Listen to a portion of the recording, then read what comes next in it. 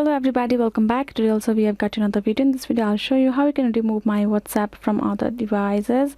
But before that, please do make sure to like our video, subscribe our channel, and yes, without any further delay, let's go ahead and start our video. For that purpose, if you have connected your WhatsApp to any other devices apart from a mobile phone, what you're going to do is simply go ahead, first open your WhatsApp app. Once the app is open, you will be able to see this kind of interface over here, right? So if you want to remove it or know how many devices your WhatsApp is connected, go ahead, tap on this three dot icon on top right corner of the phone, tap on this link device, and now you can see this link device option plus the device status, the devices that you're connected with. So if I tap on this particular device that shows that I'm connected, tap on this logout option, I will be logged out of that device automatically wherever it is logged in over here.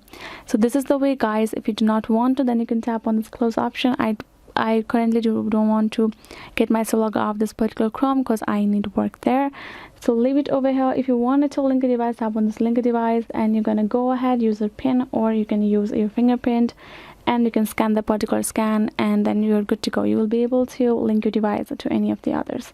So yes guys, this is it. I hope this video was helpful. If you got more questions, leave them in the comments below, and yes, I'll be seeing you guys in our next video.